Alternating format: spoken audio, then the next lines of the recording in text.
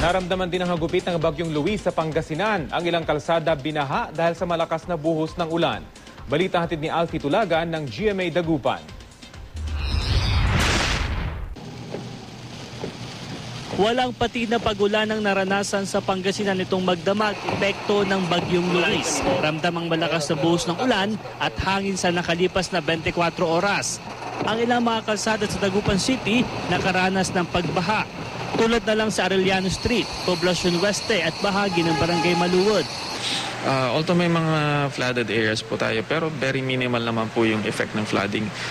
Sanhi lang ito ng yung cause ng heavy rains na nararanasan natin ng buong umaga tas ngayong gabi. Naka-yellow alert ang Dagupan City Disaster Risk Reduction and Management Council simula kahapon.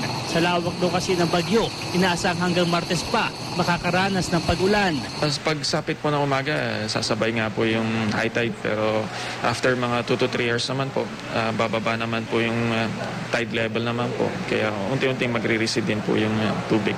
Naka-alerto naman sila sa posibilidad ng pagdikas ng mga nakatira sa mababang lugar.